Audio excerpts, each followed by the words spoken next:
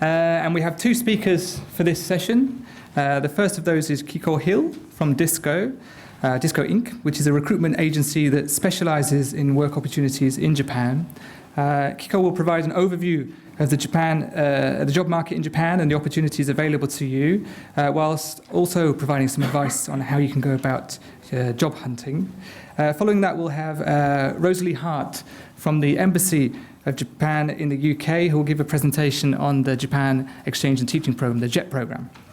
Okay, so I'd like to invite our first speaker for this session, Kiko Hill from Disco, to give her presentation on working in Japan.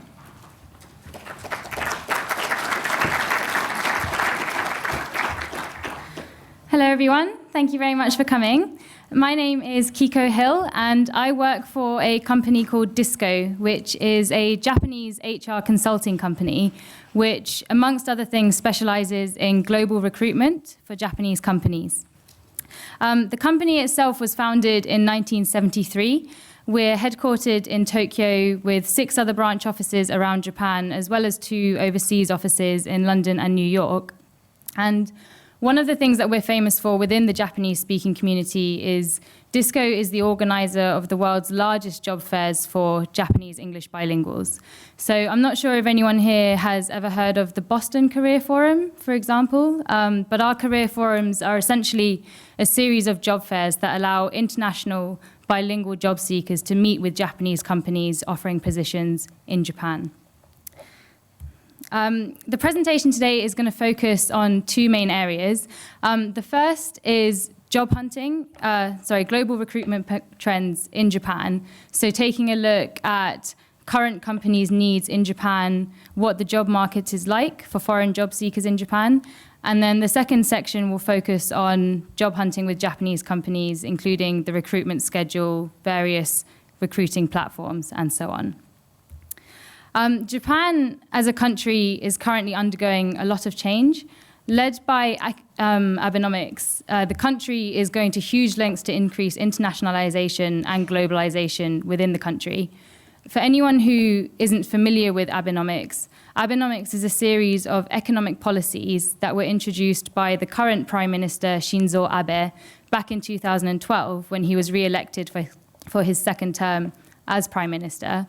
And Abenomics pretty much focuses on the 3 arrows of fiscal stimulus, monetary easing, and structural reforms. And what they are a series of government policies and growth strategies to try and jolt Japan out of its economic stagnation.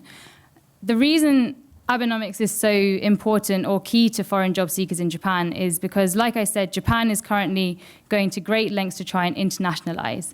So, for example, one of Abenomics' goals is to increase the number of foreign students studying in Japan to 300,000 by 2020, and also increase the number of Japanese students studying abroad to 120,000 by 2020. And the aim is obviously that if you increase the number of foreigners studying in Japan, hopefully you will then have an increase in the number of foreigners working in Japan after they graduate as well.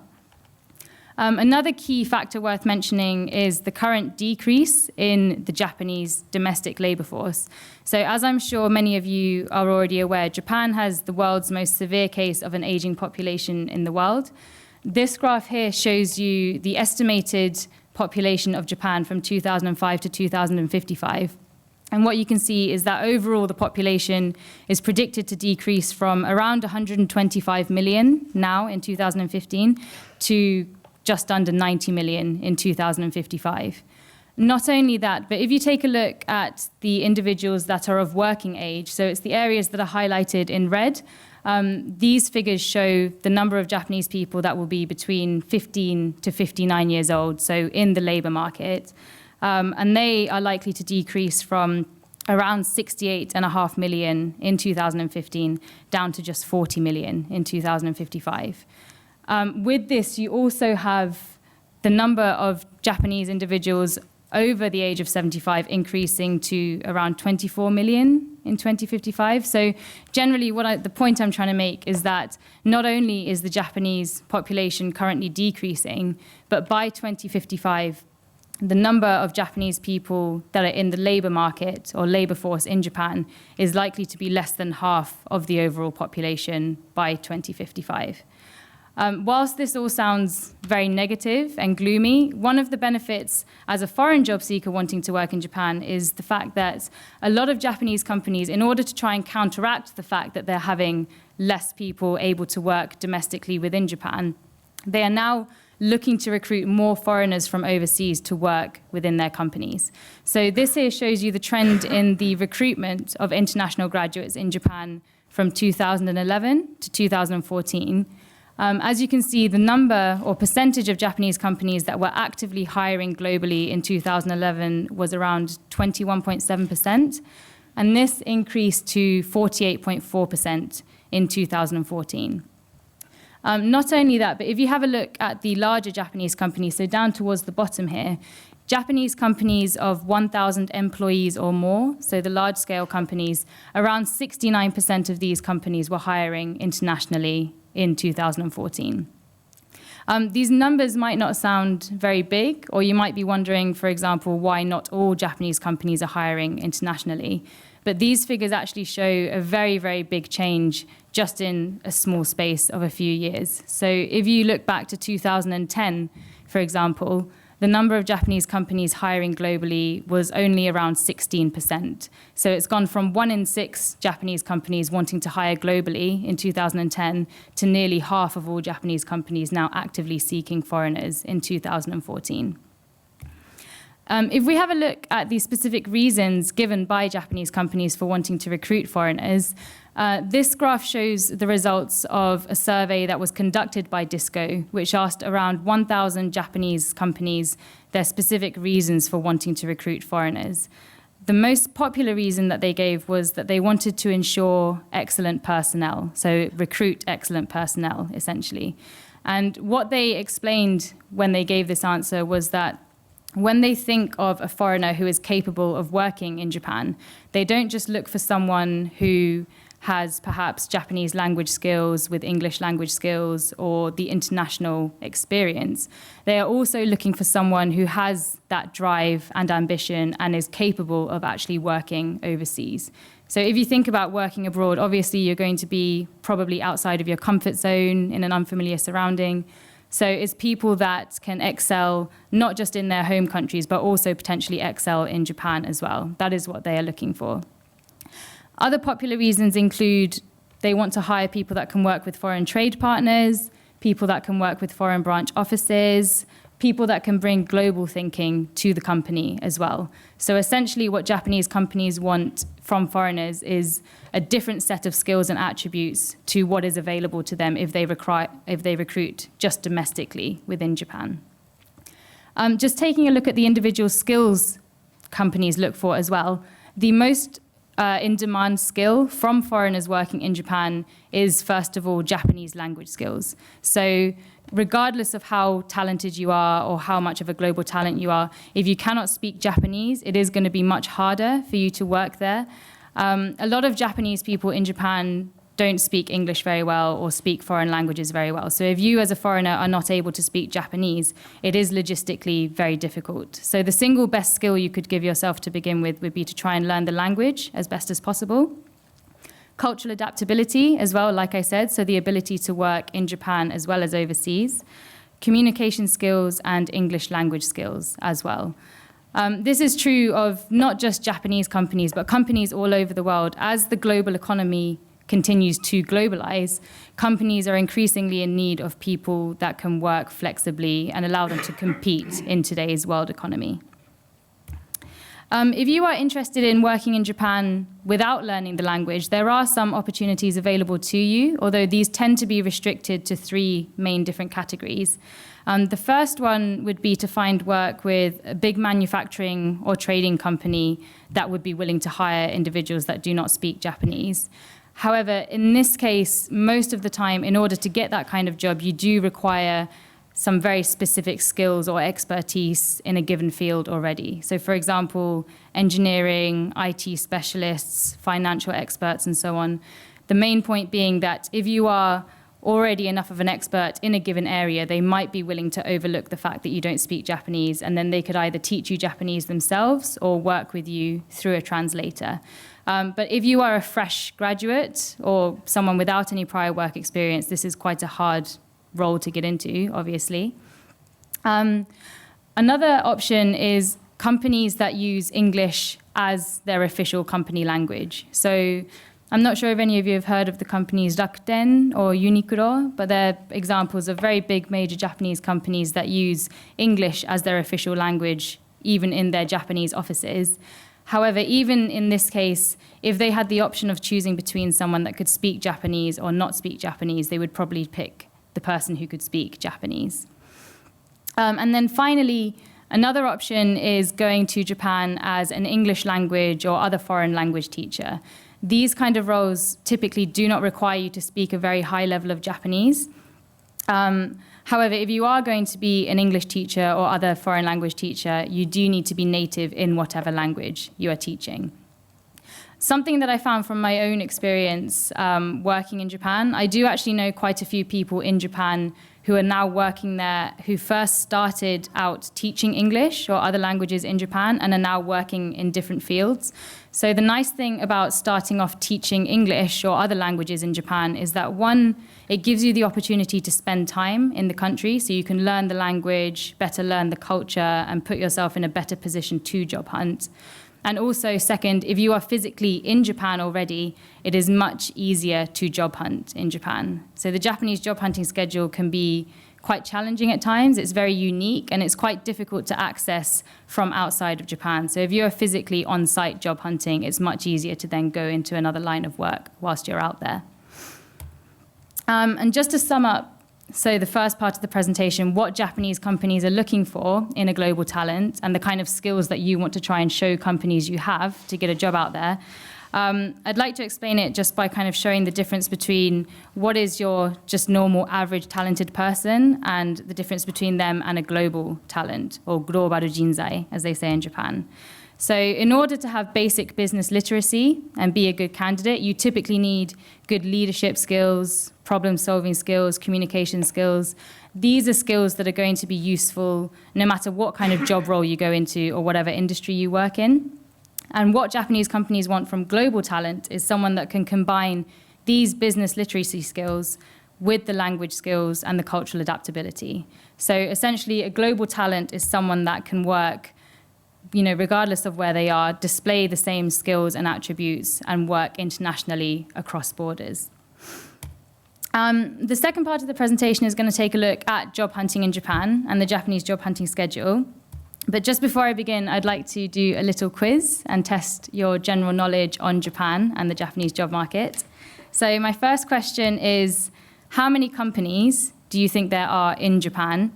And second of all, what percentage of Japanese companies do you think have capital of 1 billion yen or more? So 1 billion yen is around 5.5 million pounds. Does anyone have any ideas or suggestions? I had no idea before I started working in Japan, so it's fine if you don't have a clue. Any takers? 1 million companies and 200,000? Not quite, but nearly. It was a good guess. Well done for trying. The answer is actually 4.2 million Japanese companies. So Japan is actually obviously the world's third largest economy, so it has a huge number of companies there. However, the percentage of Japanese companies that have capital of 1 billion yen or more is only 0.3%. So what that means is that 99.7% of Japanese companies are actually made up of SMEs, or small to medium-sized enterprises. The reason I'm telling you this is because I think, especially in the case of Japan, we have a few very big multinational global companies that are famous all over the world. Whilst I would absolutely recommend applying to those sorts of companies, it is very important not to overlook the smaller, less well-known Japanese companies or think of them as insignificant, because they make up 99.7% of the Japanese job market. And that is ultimately where the largest number of job opportunities lie as well. So if you are interested in job hunting in Japan, try and familiarize yourself with as many companies as possible to maximize your chances of finding vacancies. Another question for you, this is the last one. How many companies in Japan do you think are more than 100 years old?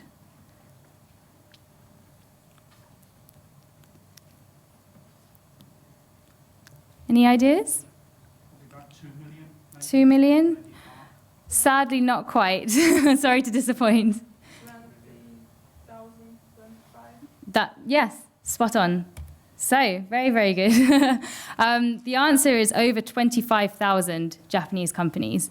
And Japan as a country is actually home to the largest number of companies in the world that are over 100 years old. And what this means is that a lot of Japanese companies have a very strong company culture and a strong sense of company identity. So it is very important when you apply to Japanese companies not just to tell them about your own skills and experiences, but also research that company and try and figure out a little bit about that company's culture, the company policies and ethics, and explain to them why you would be a good fit for the company. So I'd say more often than not in Japan, if someone is an exceptional good fit for the company, they would be more likely to get the job than someone who is very, very talented, but not at all in keeping with the company policies and views and so on.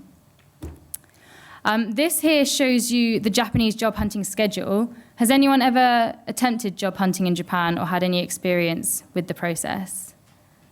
No? Okay, well, the Japanese job hunting schedule is, as I said, very unique.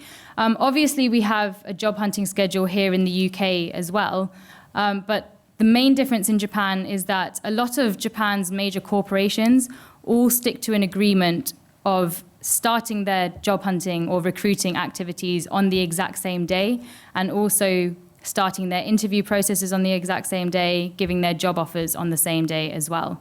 So the academic year in Japan runs from April to March. As a job seeker, you need to start job hunting in Japan from the 1st of March, a year before you graduate. So the 1st of March is when companies will all at once start releasing information about their vacancies online. As a job seeker, you can use this time to apply to companies, attend company seminars, take part in written tests and online tests and so on. And then on the 1st of August, all those that pass the preliminary screening process then start to take part in official company interviews. And then on the 1st of October, that is when companies start to give job offers, meaning that as a job seeker in Japan, you typically will have already secured your job around 4 or 5 months before you graduate, in October of the year before you graduate. As a foreigner job hunting in Japan, you don't necessarily have to stick to this schedule. Companies tend to be a lot more lenient and flexible with their recruiting schedules when they hire globally. However, it is useful to know this schedule so that you are aware of when the companies are most active in their recruiting activities and when they're going to be posting information online and so on. In terms of job hunting platforms in Japan, most job hunters in Japan start with job hunting on shushoku or job hunting websites. So the famous websites, for example, include Mainabi, Rikunabi, Nikkei Shushoku Nabi, and so on, if anyone's heard of them. And if you are a foreigner wanting to job hunt in Japan, there are also some websites specifically geared towards international job seekers. So these include websites such as careerforum.net, Daijob, or Gaijinpot, and so on. And companies typically post their information to the Shushoku websites, as well as opportunities to start the application process from there. Companies will typically also have their own recruiting websites as well. So if you know which companies you might be interested in applying for, you can go directly to them to look for their recruiting websites. As I said, these allow you to send off pre-entries, web entry application forms. Another platform, very importantly, is the company seminars. So these normally take place between the March and August period after companies have started releasing their vacancy information and their interviews. These allow you to meet with the company recruiters. Companies will be giving out information about the job openings, the application process, and they also allow you to submit your entry sheets here. For anyone that doesn't know what an entry sheet is, this is the first official application process of applying to any kind of job in Japan. So it's a physical sheet that you either submit by hand or you can submit them online. And it's basically confirming to the company that you are interested in applying. Please consider me for this position. And then finally, we also have job fairs. Job fairs obviously allow you to meet with companies, network, and so on. But also, very importantly, a lot of job fairs in Japan allow the companies to not just meet with job seekers, but they also sometimes conduct on-site interviews and potentially recruit people on the spot as well. So our career forums, job fairs included, you can meet with companies here and very literally try and job hunt with the companies on the spot. Internship opportunities are also typically available at these job fairs. For anyone who's interested in doing an internship in Japan, I find that internships tend to fall into 4 main categories in Japan. The first is simply interning at a Japanese company. So companies that offer internships, you can apply to them directly online. Traditionally, Japanese companies, they didn't used to do internships in the same way that Western companies did. So up until very recently, most Japanese companies' internships would be, say, 1 to 2 weeks long. And rather than giving you practical work experience, it was more about an opportunity for them to try and promote the company. But nowadays, it's starting to change. You can find companies that offer spring or summer internships. Some of them are paid, some of them are unpaid. It depends on the company and what kind of sector you are applying for. Another option is to apply for internships at international schools or organizations that have an interest or focus in the globalization of Japan. So these are especially useful if, for example, you are studying in Japan for a year or full-time. You can do these kinds of internships alongside your degree program. However, I would say that in the case of these kinds of internships, they are usually, more often than not, voluntary work, which is unpaid. So it's more about getting the experience than being able to earn money whilst you're there. Another very interesting option available is the all-inclusive internship programs. So some agencies in Japan, they offer all-inclusive programs whereby you would have to pay not just an application fee, but also a fee to take part in the program itself. And the way it works is that the agency would secure you a guaranteed internship position in Japan, as well as also manage your application process to the company, probably give you business training, help with your accommodation, include insurance, 24-hour helplines, and so on. So these are really the all-inclusive packages, but they do tend to cost you money rather than allow you to earn money. And then finally, not so much an internship, but if you would just like to get some work experience in Japan, there are plenty of working holiday opportunities, not just in the major cities, but also in the resort cities, such as, for example, up in Hokkaido or the ski resorts or down in Okinawa. All across Japan, you can see working holiday opportunities that allow you to go there and work either full-time or part-time, anywhere from a month to 6 months or maybe even year-round. Things that you can do now to help with your chances of finding a job in Japan further down the line include talking with people that are already working in Japan or have had experience working in Japan. So if you can get direct feedback from OBs and OGs, try and get an insight into Japanese working culture or the life of the Japanese salaryman, etc. Also try and gain an understanding of Japanese values. So try and get an understanding of Japanese customs, popular pastimes, what they like to do. This may sound very obvious, but these kind of observations can actually be very, very useful in practical situations when you are in Japan. So even if you don't have a perfect knowledge of Japan or the Japanese language or the culture, if you show that you are at least interested, that goes a long way in helping to ingratiate yourself with the locals. And obviously start researching companies in Japan. So if you already know, for example, what kind of job you would like to go into or what kind of industry, start finding companies in those sectors that are offering jobs. Or if you are more open-minded, you can go onto the shushoku job hunting websites and try and figure out which companies might be offering positions for foreigners or individuals that speak English or other foreign languages. And also look for a summer or spring working holiday or internship opportunity as well. I'm just coming up to the end of my presentation now, and I just want to very quickly recap on the Career Forum job fairs that our company organises. So as I said, the Career Forums, they are a series of job fairs that allow bilingual job seekers to meet with companies, mainly in Japan, that are wanting to recruit people to work in Japan. They are held all over the world, including here in the UK, in the US, in Japan, Australia, China, and so on.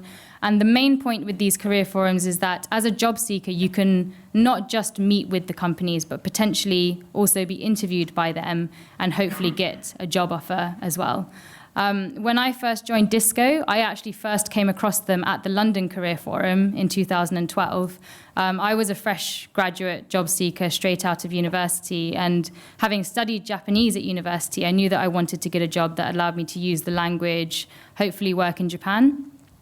So I went along to the London Career Forum and then was lucky enough to get an interview, get a job offer, and then 2 months later, I was off working in Tokyo. So I can personally vouch that there are very, very real job opportunities available at these career forums.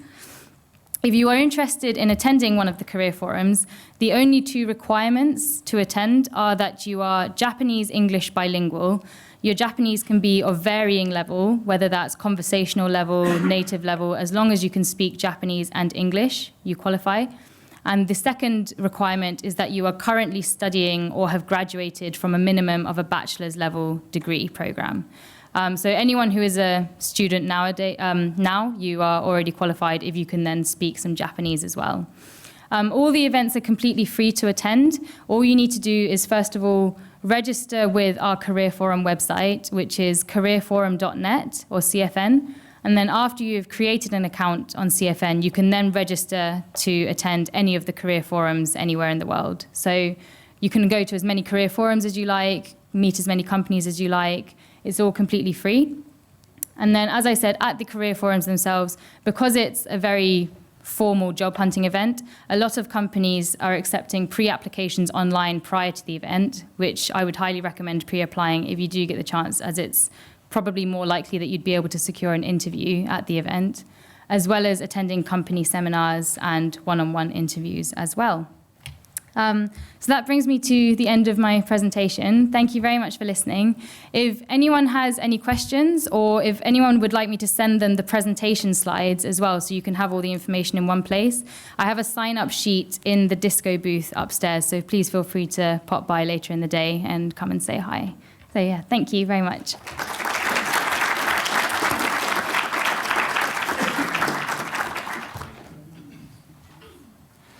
Thank you very much, Kiko, for an extremely informative presentation. And next up, we have Rosalie Hart from the Embassy of Japan in the UK. And Rosalie will be talking about the JET program, the Japan Exchange and Teaching Program. Rosalie.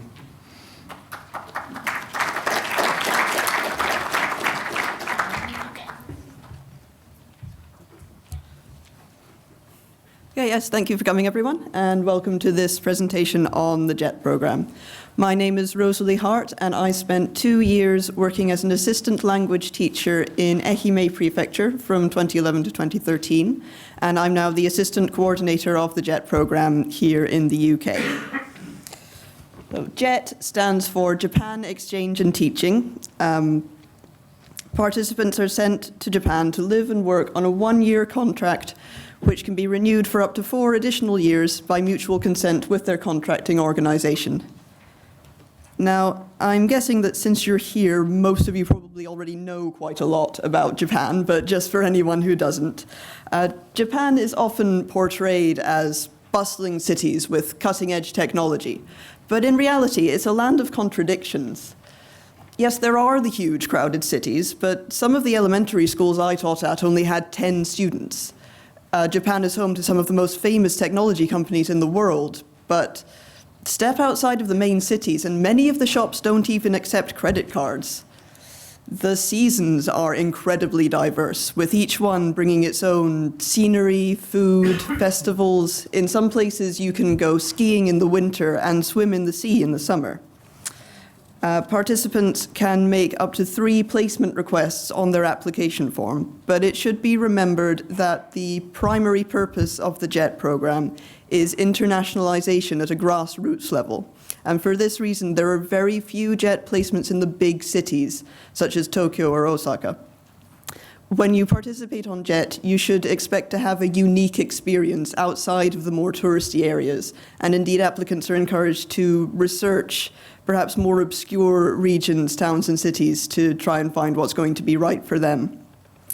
Japan is currently gearing up for the 2019 Rugby World Cup and the 2020 Olympics, both of which will provide a whole host of opportunities for intercultural activities and for foreigners in Japan, particularly English speakers.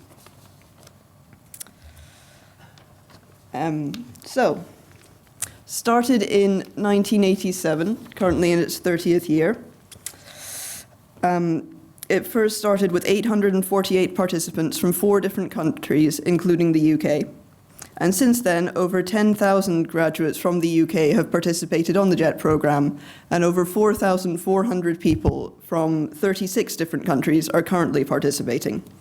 It is a Japanese government-run scheme to improve foreign language teaching and promote international understanding. With the impact of globalization, the number of foreigners in Japan is increasing every year, and JETs have a vital role to play in internationalizing Japan.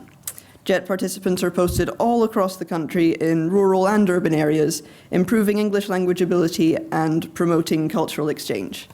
There are 2 different types of position available to UK graduates. By far the most common of the 2 is the Assistant Language Teacher, or ALT. An ALT's main role is to assist Japanese teachers of English in classroom English instruction. Japanese children begin studying English at the age of 10, so ALTs will often visit 1 or more schools in their area and teach at either senior high schools or a mixture of junior high and elementary schools. Although much rarer, ALTs may also find themselves visiting a nursery school in their area. ALTs promote internationalization and cultural exchange. Students are generally very interested to hear about the ALT and about UK culture in general, because they probably won't have had very much exposure to foreign cultures in their lives so far. ALTs also assist in the preparation of teaching materials, encourage students to communicate in English both inside and outside of the classroom, and participate in extracurricular activities. This is a great way to get to know your students and about life in Japan generally. You can join anything from a kendo club to a tea ceremony club. I would sometimes visit the flower arranging club at one of my schools. I was really bad at it. I'd arrange all my flowers and the teacher would come over and she'd say, "Oh, that's lovely," and then she'd change absolutely everything. And indeed, if there's an activity that you're particularly interested in and your school doesn't have a club for it, you might be able to introduce it. A lot of ALTs run English clubs. A friend of mine actually managed to set up a film club at one of her schools. For anyone who actually can speak Japanese to a high level, there is also the Coordinator for International Relations role. This requires a level of Japanese of about JLPT level 2.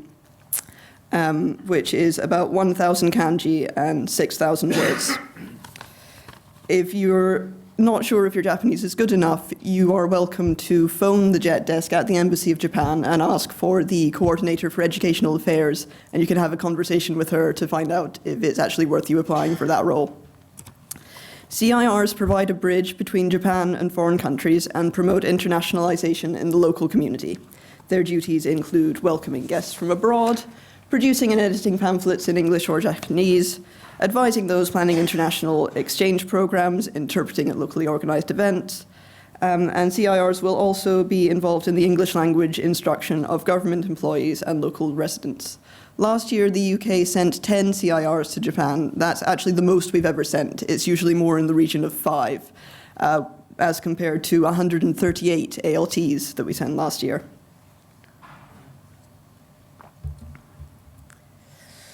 Now, this slide looks unnecessarily complicated and confusing, and that is exactly the point. Applicants can sometimes become frustrated by how long the application process is. And so this is just to demonstrate how many different Japanese ministries are involved and just how complex the hiring process is from our side. All we in the UK can do is recommend candidates who we think are suitable, but then it's down to how many people decide to recontract, how many places become available, and in Tokyo they have to do a lot of matching with places available and who's going where. So we ask applicants to be patient and bear with us while we sort out all this administration. There are so many activities to get involved in Japan, and so many ways to integrate yourself in the local Japanese and foreign communities. And participants are encouraged to use their own initiative and seek out activities that they are interested in to really get to know their local community and life in Japan. I was a member of a Kyudo club. That's me doing that there.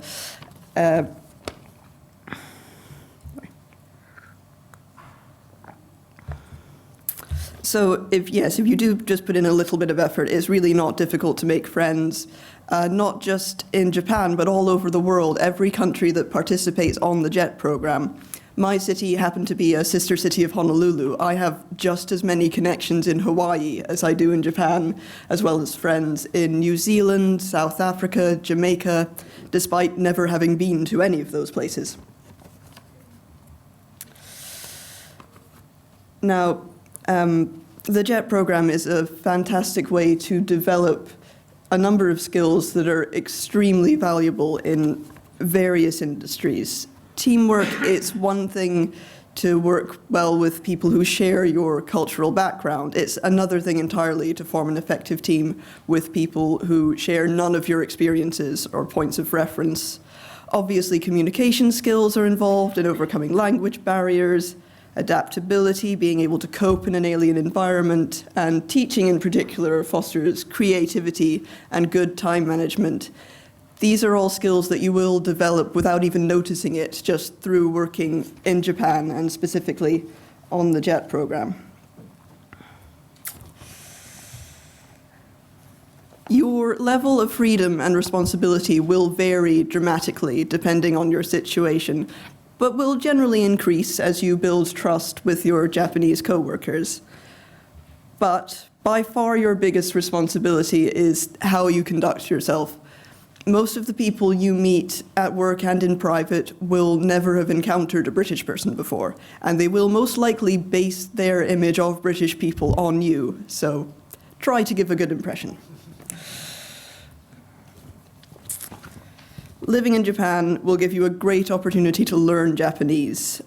Don't worry too much about your language ability now. There's a free course provided for JETs before you leave, and you'll receive plenty of support once you get there from your Japanese co-workers and other JETs. I spoke no Japanese at all when I left the UK, and it was fine.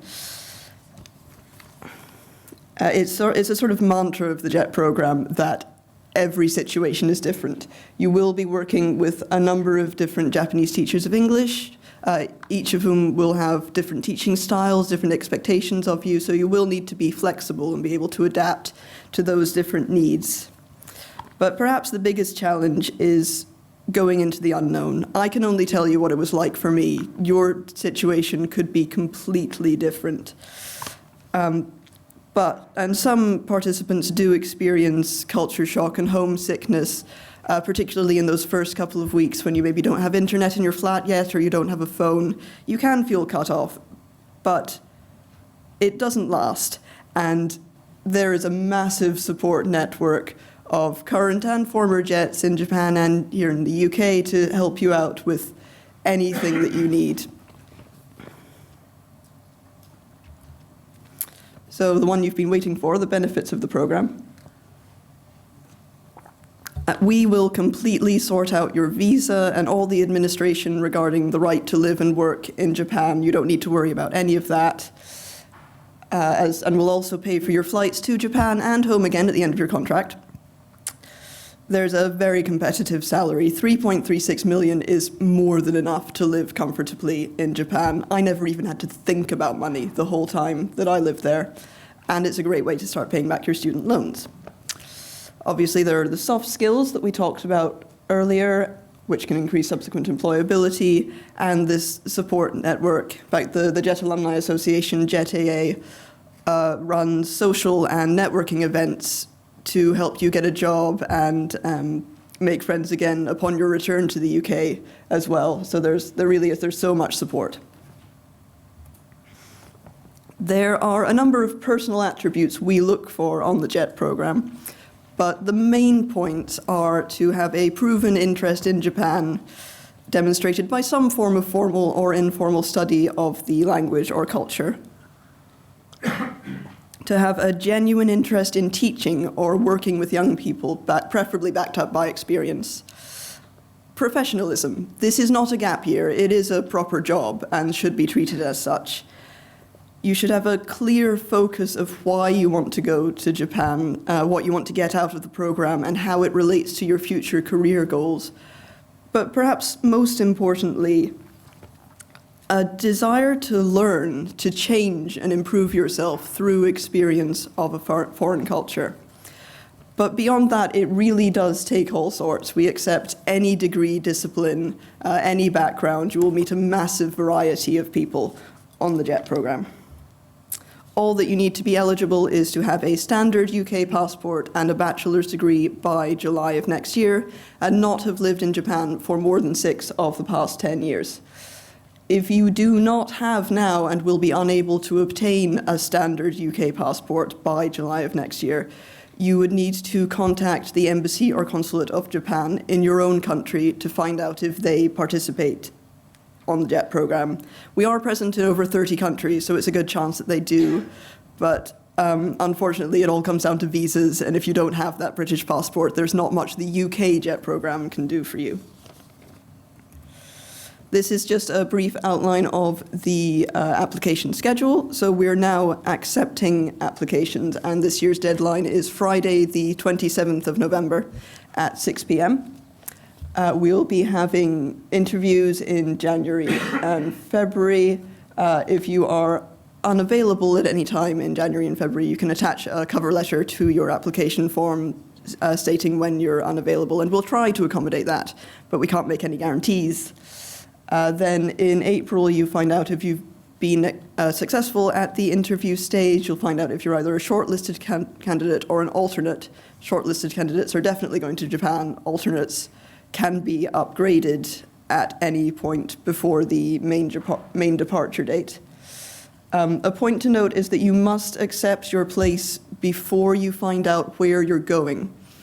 And if you pull out after having accepted a place, you will be ineligible to apply again in the future. You can back out at any time before you accept the place, but after that, you won't be allowed to apply again. In May, you find out where you're going, and that's when you can start getting in touch with your own contracting organization and your predecessor and the other JETs in the area, and find out what your situation is going to be like, and what life in Japan will be like for you. There is a pre-departure orientation at the beginning of July. Everyone has to attend that. There's no flexibility there, so that's in London. So you will have to be available for that.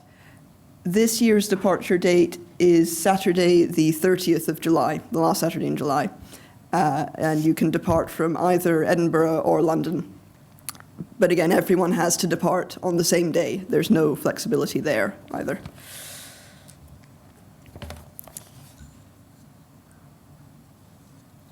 Now, obviously, JET is a great way to begin a career in teaching, but the soft skills that you'll develop are applicable to a wide variety of industries. Indeed, you can find a former JET in almost every sector, and you'd be surprised. We really are everywhere. These examples, these are just people that we working at the embassy know personally are doing these things. So yes, if you don't plan to eventually go into teaching, that's really not an issue. You can transfer the skills to whatever it is you want to do in the future. Don't need that one anymore. So yes, just to reiterate, this year's deadline is the 27th of November.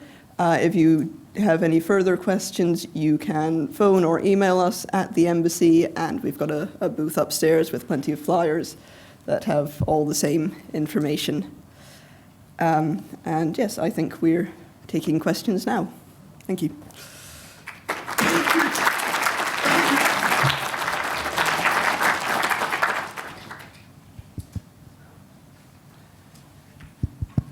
One, two. Hello. Okay. Right. So if anyone has any questions for either Kiko or Rosalie on working in Japan or the JET program, please put your hand up and we'll come around with a mic.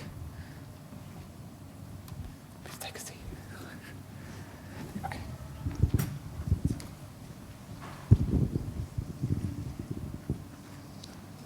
Hello, thank you for both the presentations, really interesting. Could I just ask, is there an age limit for the JET programme? These things work. I have to turn them on. No. Ooh. Hello? Is that okay?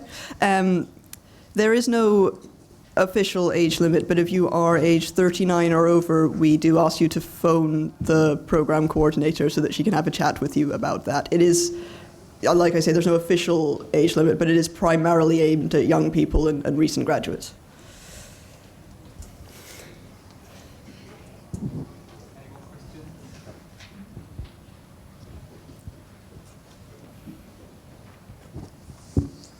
Hi there. I've seen a lot of mixed information as to whether or not you would be subject to dual taxation during your first year. Would you be able to give any clarification on that? I think that's not really an issue for UK participants, but probably my colleagues at the embassy booth would have a lot more information about that than I do. But certainly I didn't get dual taxed or anything like that, so I don't think it's much of an issue. Okay, any more questions?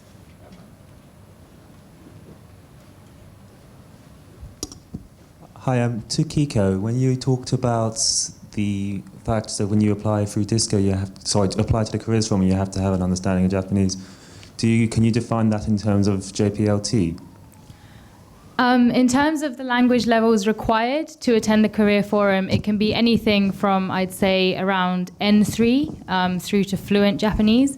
But in terms of the job opportunities that are on offer at the career forums, it tends to be positions requiring N2 or above that are most common.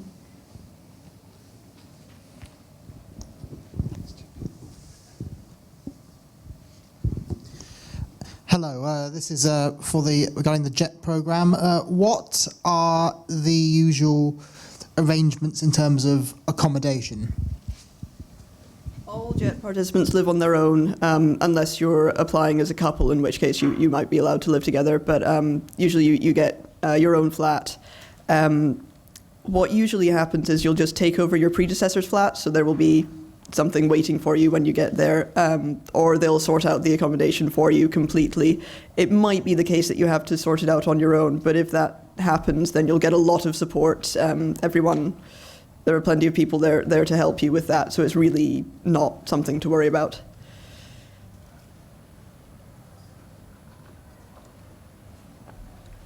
Okay, any further questions?